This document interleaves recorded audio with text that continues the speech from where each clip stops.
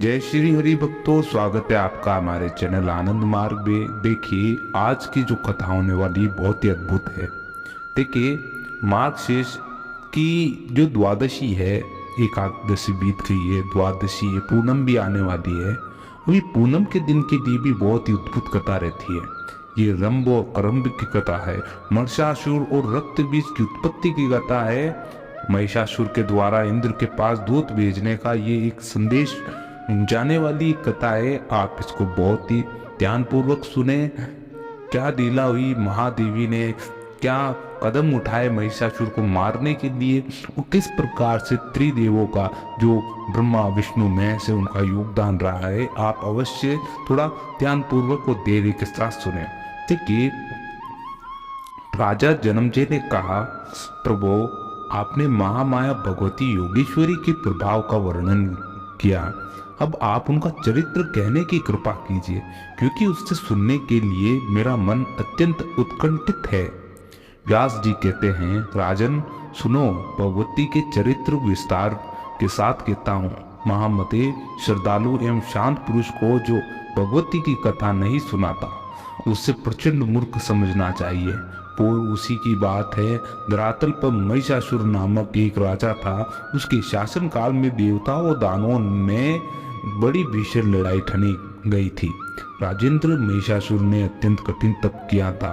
सुमेरु पर्वत पर जाकर उसने तपस्या की थी, और देवता उसकी तपस्या देखकर अत्यंत आश्चर्य में पड़ गए थे कि 10,000 वर्षों तक वह अपने इष्ट देव का हृदय से ध्यान करता रहा। महाराज, तदंतर उसके आराध्य देव लोक पितामह ब्रह्मा जी प्रसन्न हो गए, और वे हंस पर विराजमान होकर वहां आए और बोले, धर्मात्मा, वर मांगो, मैं तुम्हारा मनोरथ पूर्ण करने के लिए उद्यत हुआ हूँ। महिषासुर बोला, देवादिदेव महाभाग ब्रह्मा जी, मैं अमर तत्व चाहता हूँ। पितामह, जिस प्रकार मृत्यु का भेद सामने न आए, वैसे ही वर देने की कृपा कीजिए। ब्रह्मा जी ने कहा, जन्मे हुए प्राणी का तो मरना, और मरे हुए प्राणी का जन्म लिए हुए प्राणी का जन्म लेना निश्चित है, यानी मरे हुए का जन्म लेना निश्चित है। ये नियम सदा लागू रहता है, और संपूर्ण प्राणियों की जन्म लेने और मरने की क्रिया अनिवार्य रूप से चलती रहती है। दैत्यवर, समयानुसार संपूर्ण प्राणियों की मृत्यु हो जाती है। बड़े बड़े पर्वतों और समुद्रों का भी एक दिन अंत हो जाता है। अतएव राजन, एक मृत्यु के विषय को छोड़कर दूसरा जो कुछ भी तुम्हारे मन में जचे, वे वर मांग लो। महिषासुर यहाँ बोला कि पितामह, देवताओं, दैत्य और मानव, इनमें से किसी भी पुरुष से मेरी मृत्यु न हो। कोई स्त्री मुझे मारे, अतएव ब्रह्मा जी, स्त्री के हाथ मेरा मरण निश्चित करने की कृपा कीजिए। पर जो स्वयं अबला है, वह मुझे मारने में समर्थ ही कैसे हो सकेगी। ब्रह्मा जी ने कहा, दैत्येंद्र, ठीक है, जब कभी भी स्त्री के हाथ ही तुम्हारा मरण निश्चित है। महाभाग महिषासुर, पुरुषों के साथ हाथ तुम कदापि न मर सकोगे। व्यास जी कहते हैं, इस प्रकार महिषासुर को वर देकर ब्रह्मा जी अपने आश्रम के लिए प्रस्थित हो गए। वे प्रतापी दैत्य महिषासुर भी प्रसन्नता पूर्वक अपने घर लौट गया। राजा जनमेजय ने पूछा, महिषासुर किसका पुत्र था? वे महाबली दैत्य की उत्पत्ति कैसे हुई थी? एक महान आत्मा होते हुए उसे महिष का रूप कैसे मिल गया था? व्यास जी कहते हैं कि महाराज, धनु के जगत प्रसिद्ध 2 पुत्र थे। उनका नाम थे रंभ और करम्ब। उन दोनों की दानवों में बड़ी प्रतिष्ठा थी। महाराज, वे दोनों संतानहीन थे, अतः पुत्र होने के लिए तपस्या करने लगे। बहुत वर्षों तक कठिन तपस्या की। पंचनंद के पावन जल से तपस्या आरंभ हुई। करम्ब जल में डूबकर दुष्कर तप करने लगा, और रंभ प्रशस्त दूध वाले वटवृक्ष के नीचे गया और पंचांग्री की व्यवस्था करके तपस्या में लीन हो गया। जब रंभ पंचांग्नि तापता हुआ साधन में तत्पर हो गया, तब उन दोनों दैत्यों की स्थिति का पता लगने पर सचिपति इंद्र महान दुखी हो गए। वे स्वयं पंचनंद पहुंचे और ग्राहका के वेश धारण करके उन्होंने जल में प्रवेश किया। तपस्या करते हुए करम के पैर पकड़ लिए और उनके इस प्रयास से दुराचारी करम की जीवन लीला समाप्त हो गई। अपने भाई का मरण सुनकर रंभ के क्रोध की सीमा न रही और उसके मन में ऐसी इच्छा उत्पन्न हुई कि अपना मस्तक अग्नि को भेंट कर दूं। अतः उसने सहसा बाएं हाथ से अपने सिर की चोटी पकड़कर और अपने दाहिने हाथ से तीखी तलवार लेकर मस्तक को धड़ से अलग कर देना चाहा। इतने में ही उसे समझाने के लिए अग्निदेव प्रकट हो गए। अग्निदेव ने रंभ से कहा, दैत्य तुममें बड़ी मूर्खता भरी हुई है, तभी तो अपना मस्तक काटने को तैयार हो गए। भला आत्मदाह जैसे अत्यंत अधम कर्म में तुम्हारी प्रवृत्ति कैसे हो गई? तुम्हारा कल्याण हो, मुझसे वर मांग लो, मन में जो भी इच्छा हो मांग सकते हो। शरीर का त्याग मत करो, जो प्राण त्याग करने में भी तुम्हारा कौन सा कार्य सिद्ध होगा? व्यास जी कहते हैं, अग्निदेव की वाणी बड़ी सरस थी। उसे सुनकर रंभ ने अपनी चोटी छोड़ दी और कहा, देवेश, यदि आप प्रसन्न हैं तो मुझे अभिष्ट वर देने की कृपा कीजिए। मैं त्रिलोकी पर विजय पाने वाला पुत्र चाहता हूँ। मुझे ऐसा पुत्र चाहिए जिसके प्रयास से शत्रु की सेना प्राणों से हाथ धो बैठे और देवता, दानव और मानव कोई भी किसी प्रकार भी उसे पराजित न कर सके, लेकिन अपनी इच्छा के अनुसार रूप धारण कर सके और उसमें असीम शक्ति हो। सब लोग उसके चरणों में मस्तक झुकाए। तब अग्निदेव ने रंभ से कहा, बहुत ठीक, तुम्हारी अभिलाषा पूर्ण हो। महाभाग, तुम्हें वैसा ही पुत्र होगा। अब आत्मदाह का विचार छोड़ दो। महाभाग रंभ, जिस सुंदरी भार्या पर तुम्हारा मन डिग जाए उसी के गर्भ में महान पराक्रमी पुत्र तुम्हें प्राप्त होगा। व्यास जी कहते हैं कि अग्निदेव का वचन चित्त को आह्लादित कर देने वाला था। उनकी बात सुनकर दैत्यवर रंभ ने चरणों में मस्तक झुका दिया और वे अपने स्थान की ओर चल दिया। रंभ का स्थान संपूर्ण समृद्धियों से संपन्न था। वहां अनेक यक्ष मौजूद थे। पशु भावपन राक्षस तो था ही, काम भाव से एक महिषी पर इस दानव राज की दृष्टि पड़ गई। उस समय वे भैंस भी जवानी के मदचूर में थी और रंभ उस पर आसक्त हो गया और ओनी भी बड़ी प्रबल है। उसके वीर्य से वे महिषी गर्भवती हो गई और एक समय की बात है कि कोई एक दूसरा भैंसा उस पर टूट पड़ा। अतएव उस भैंसे को मारने के लिए रंभ स्वयं सामने आ गया और उस पर झपटा। वे बलवान भैंसा भी कामांध था और उसने तुरंत अपने सींगों से रंभ पर चोट पहुंचानी शुरू कर दी। उसके सींग बड़े तीखे थे। उस भैंसे ने उन तीखे सींगों के द्वारा रंभ के हृदय में गहरी चोट पहुंचाई। इससे वे दानव मूर्छित होकर भूमि पर गिर पड़ा और उसके प्राण शरीर से अलग हो गए। अपने स्वामी रंभ के मर जाने पर वे बेचारी महिषी भैंस से अत्यंत घबराकर वहां से भाग चली।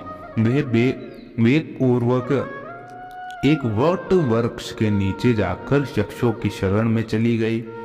उसके पीछे लगा हुआ वे भैंसा भी वहां पहुंच गया और बल के अभिमान में तो वह चूर था और यक्षों ने देखा कि यह महिषी अत्यंत कातर होकर आंखों से आंसू गिरा रही है और भय से उसका कलेजा कांप रहा है। साथ ही से पीछे दौड़कर आता हुआ भैंसा उन्हें दिखाई दिया। अतः वे भैंस की रक्षा करने के लिए यक्ष भैंस का सामना करने के लिए तत्पर हो गए। अब उस भैंसे के साथ उन यक्षों का रोमांचकारी युद्ध छिड़ गया। यक्ष बाण बरसाने लगे और ऐसा बाण लगा कि उससे आहत होकर भैंसा तुरंत प्राणहीन होकर पृथ्वी पर गिर पड़ा। रंभ यक्षों का परम प्रेमी था और अतः उन्होंने उसकी लाश लेकर दाह संस्कार करने के लिए चिता पर रख दी और पति के मृत शरीर को चिता पर देखकर उस महिषी के मन में भी निश्चित विचार हो गया कि मैं भी पति के साथ सती हो जाऊं। यक्षों के रोकते रहने पर भी उसके विचार में परिवर्तन नहीं हुआ। जब वह जलती हुई चिता में बैठ गई और उसने अपने प्रेमी पति को हृदय से चिपका लिया, उसी समय चिता के मध्य भाग से महाबली महिषासुर निकल आया। पुत्र पर कृपा करने वाला स्वयं रंभ भी एक दूसरा शरीर धारण करके रक्त बीज के रूप में चिता से निकला और यों महिषासुर और रक्त बीज इन दोनों की उत्पत्ति हुई। महाबली रंभ से ही हुई और तदंतर मुख्य मुख्य दानव एकत्रित हुए और उन्होंने महिषासुर को वहां की राजगद्दी पर अभिषिक्त कर दिया और राजन महिषासुर देवताओं और दानवों और मानवों सबसे अवध्य था। महाराज, महान आत्मा महिषासुर के जन्म का तथा उसके वरदान का यही प्रसंग है। व्यास जी कहते हैं कि इस प्रकार महिषासुर नाम से प्रसिद्ध वे दानव संपूर्ण जगत पर शासन करने लगा। वर पा जाने के कारण उस पराक्रमी दैत्य को अत्यंत अभिमान हो गया था कि समस्त प्राणी उसके अधीन रहते हैं, और उसने समुद्र पर्यटन सारी पृथ्वी को अपने बाहुबल से जीतकर स्वयं उसकी रक्षा का भार संभाल लिया। उसका एक छत्र राज्य हो गया। उस समय उसका कोई भी शत्रु न था। उसके सेनाध्यक्ष का नाम चक्षुर था, जो महान प्रतापी और मध्य से सदाचूर रहता था। ताम्र नाम से विख्यात राक्षस उसके कोषाध्यक्ष का काम करता था। उसके पास 10,000 सैनिक थे। असीलोमा, उद्दर्क, बिडाल, बाष्कल, त्रिनेत्र, कालबंधक नाम से प्रसिद्ध संपत्तिशाली अन्य बहुत से नरेश थे। उनके पास प्रचुर सेना थी। समुद्र प्रयत्न पृथ्वी पर प्राचीन काल से ही उनका राज्य था। उन सबने महिषासुर को कर देना स्वीकार कर लिया।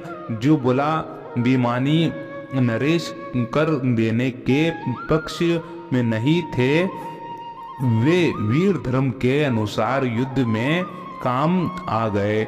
महाराज, ब्राह्मणों ने भी महिषासुर की अधीनता स्वीकार कर ली थी। यज्ञ में वे उस दानव को भी भाग देने लगी। अखिल भूमंडल में महिषासुर एक छत्र राज्य का उपभोग करने लगा। वरदान के अभिमान से चूर होकर उसने स्वर्ग पर विजय पाने का निश्चय किया।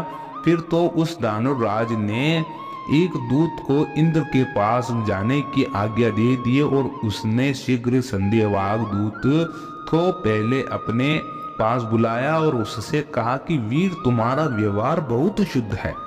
महाभाव, आज तुम्हें ये दूत का काम करना होगा।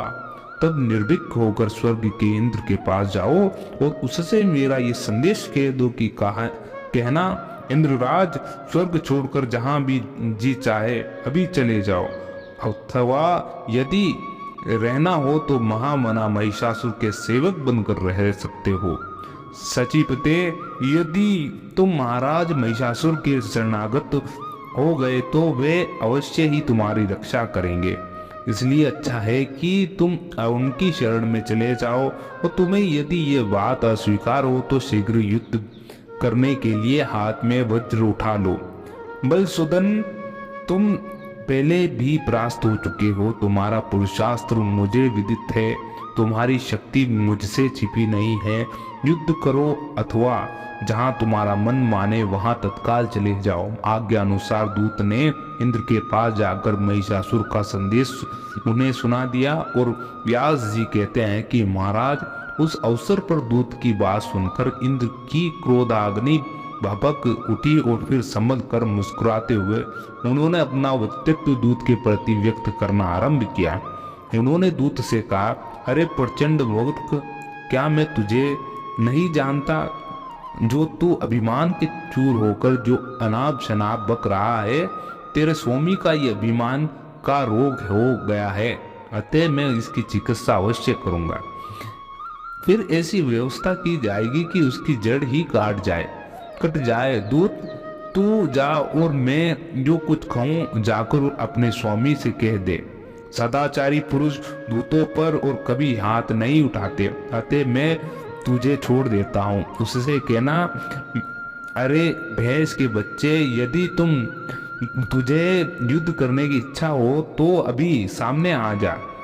अरे घोड़ों के दुश्मन, तेरा बल मुझे ज्ञात है। तेरी जड़ आकृति है घास खाकर तू रहता है, और तेरे सींगों का तो मैं सुदृढ़ धनुष बनाऊंगा। तेरे सींगों से में कुछ बल अवश्य है, मैं जानता हूँ। इसी कारण से तुझे अभिमान हो गया है। मैं तेरे उन दोनों सींगों को तोड़कर तेरा बल नष्ट कर दूंगा। नीच महिष, मेरे द्वारा तेरे वे सींग काट लिए जाएंगे और तेरा वह सारा बल छीन लिया जाएगा, जिसके कारण तू पूर्ण अभिमानी बन गया है। सिंह के मारने में ही तू कुशल है, न कि मोर्चे पर हथियार चलाने में। व्यास जी यहाँ कहते हैं, इस प्रकार इंद्र के कहने पर वे दूत तुरंत वहां से चल दिया। वे मदाभिमान महिषासुर के पास गया और प्रणाम करके उससे कहने लगा। दूत ने कहा, राजन, देवराज इंद्र पूर्ण स्वतंत्र है, उसके पास देवताओं की विशाल सेना है। अपने को वे महान बलवान समझता है और आपको तो वे कुछ भी नहीं गिनता। उस मूर्ख की कही हुई बात में किस प्रकार बदल कर आपसे कहूं, क्योंकि सेवक का कर्तव्य होता है कि वे स्वामी के सामने प्रिय सत्य कहे। महाराज, कल्याणकामी दूत को चाहिए कि स्वामी के मुख पर सत्य और प्रिय बोले, परंतु मैं यदि केवल प्रिय ही बोलता हूँ तो वे असत्य होने से आपका कार्य सिद्ध होने में बाधा पड़ेगी, और कल्याणकामी दूत को कभी कठोर वचन नहीं कहना चाहिए। अतः मैं वैसी बात कह नहीं सकता प्रभु। ठीक है, ठीक ही है, शत्रु के मुख से तो निस्तुल्य वचन निकलते ही हैं, पर वैसी बात सेवक के मुख से कैसे निकल सकती है। राजन, इस समय इंद्र ने जिस प्रकार घृणित वचन कहे हैं, वैसे वचन मेरी जीभ से कभी नहीं निकल सकते। व्यास जी कहते हैं, दूत की बात दात में रहस्य छिपाता उसे सुनकर महिषासुर का सर्वांग अत्यंत क्रोध में तमतमा उठा। उसकी आंखें लाल हो गई और वे दैत्यों को बुलाकर उनसे कहने लगा, महाभाग दैत्यों, वह देवराज युद्ध करना चाहता है। तुम लोग भली भांति बल प्रयोग करके उस नीच शत्रु को परास्त कर दो। मेरा सामने दूसरा कौन शूरवीर खेल सकता है। इंद्र जैसे करोड़ों वीर हैं, तब भी कोई परवाह नहीं। फिर इस अकेले इंद्र से मुझे क्या डर है। आज मैं उसे किसी प्रकार भी जीवित नहीं छोड़ूंगा। जो शांत रहते हैं उन्हीं के प्रति वे शूरवीर कहलाता है। जीर्णकाय तपस्वी लोग ही उसे अधिक बलवान बनाते हैं। अप्सराएं उसकी सहायिका है और बल उन्हीं का बल पाकर वे नीच सदा तपस्या में विघ्न उपस्थित करता रहता है, और अवसर पाकर प्रहार कर देना उसका स्वभाव बन गया है। वे बड़ा ही विश्वासघाती है।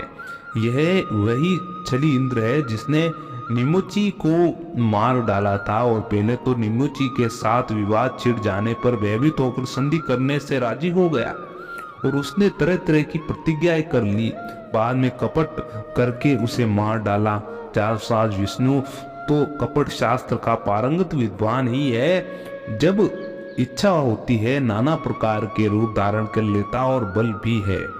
दंभ के कारण सारी कलाएं भी उसे ज्ञात थे। दानवों जिसने सुअर का रूप धारण करके हिरण्याक्ष को तथा नरसिंह का वेश बनाकर हिरण्यकशिपु को मार डाला, और उस विष्णु की भी मैं दीनता नहीं स्वीकार कर सकता। मुझे तो विश्वास ही नहीं होता कि देवताओं में भी कभी कोई है जो मेरे सामने ठहर सके। विष्णु अथवा महान बलशाली इंद्र मेरा क्या कर सकेंगे।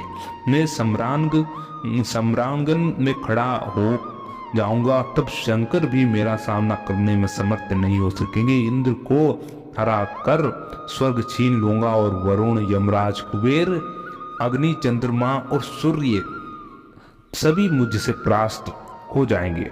अब हम सब दानव ही यज्ञ में भाग पाएंगे।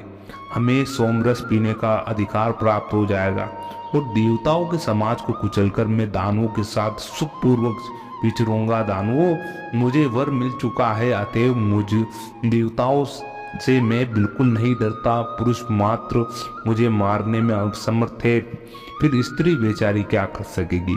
शीघ्रगामी दूतों और तुम्हारा परम कर्तव्य है कि पाताल एवं पर्वत आदि विभिन्न स्थानों से प्रधान दानवों को बुला कर लाओ और उन्हें मेरी सेना के अध्यक्ष बना दो। दानवों संपूर्ण देवताओं को जीतने के लिए अकेला मैं ही प्राप्त हूँ, फिर भी मेरा गौरव बढ़ जाए। अत्यदर्थ इस देवासुर संघर्ष में निमंत्रण देकर आप सब लोगों को सम्मिलित करता हूँ। निश्चित ही मैं सिंहों और पुरों से देवताओं के प्राण हर लूंगा। वरदान के प्रभाव से मुझे देवताओं का रत्ती भर भी भय नहीं है। देवताओं, दानवों और मानवों के अवध्य होने का वर मुझे प्राप्त है। अतएव आज आप लोग स्वर्ग लोक पर विजय प्राप्त करने के लिए तैयार हो जाए। दैत्य स्वर्ग पर अधिकार प्राप्त करके नंदवन में विहार करूंगा। मेरा इस उद्योग में तुम्हें भी पारिजात के फूल सूंघने को मिलेंगे। देवांगनाएं तुम्हारी सेवाएं करेगी और कामधेनु गो का दूध पीने को भी मिलेगा। अमृत पीकर तुम लोग आनंद का अनुभव करोगे और दिव्य गंधर्व नाच और गाकर तुम्हारे चित्त को आह्लादित करेंगे।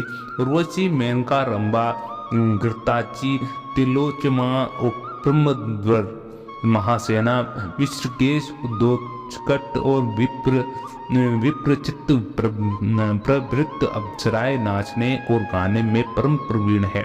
वे अनेक प्रकार की मदिराओं का सेवन करके तुम्हें सब लोगों के चित्त को अत्यंत प्रसन्न करेगी। अतः देवताओं के साथ संग्राम करने के लिए स्वर्गलोक में चलना सबको सम्मत हो तो आज भी सभी तैयार हो जाए। पहले मालिकी कृत्य कर लेते हैं, मालंगिक कृत्य कर लेते हैं और सबकी सुरक्षा के लिए अपने परम गुरु मुनिवर शुक्राचार्य को बुलाकर भली भांति उनका स्वागत करे और उन्हें यज्ञ में नियुक्त कर दे। यहाँ पर व्यास जी कहते हैं कि राजन, महिषासुर की बुद्धि सदा पाप कर्मों में रहती है और दैत्यों को उपयुक्त आदेश देकर वे तुरंत अपने महल चला गया। उस समय उसके मुख पर प्रशंसा के चिन्ह झलक रहे थे। देखिए, इस प्रकार महिषासुर एक महान बलशाली वरदान से भरपूर था, क्योंकि ब्रह्मा जी ने उसको वरदान दिया था कि ये किसी भी पुरुष द्वारा नहीं मारा जाएगा और वे समझता था स्त्रियों में तो क्या ही बल होता है। तब ये वरदान मिलने से वे पूर्ण रूप से यानी सीना चौड़ा करके चारों तरफ चलने लगा और अन्य देवताओं को वे मारने लगा। जिस स्थान पर उसका हक नहीं था उसे हथियाने लगा और वहां का वे साम्राज्य स्थापित करके स्वयं राजा बन बैठा। इस प्रकार से उसका आतंक उस समय बहुत ही घोर अंधकार छा गया था। अब इसके बाद की जो कथा है वो मैं आपको अगले पार्ट में सुनाऊंगा। बहुत अच्छी कथा है। महिषासुर का वध होता है। देखिए, महिषासुर का सामना करने के विषय में इंद्र का देवताओं से और गुरु बृहस्पति से परामर्श किया जाता है। बृहस्पति का इंद्र के प्रति उपदेश भी होता है और इंद्र का भगवान ब्रह्मा, शंकर और विष्णु के पास जाना भी होता है। और इंद्रादि देव देवताओं का महिषासुर, विडाल और ताम्र के साथ युद्ध भी है। ये जानने को मिलेगा अगली कथा में। आप बने रहिएगा। इसका पार्ट 2 आप जरूर देखें और बहुत ही अच्छी कथा है। इसका आपको करोड़ों गुना लाभ मिलेगा। आज के लिए बस इतना ही। जब तक के लिए जय श्री राम। ओम नमो भगवते वासुदेवाय।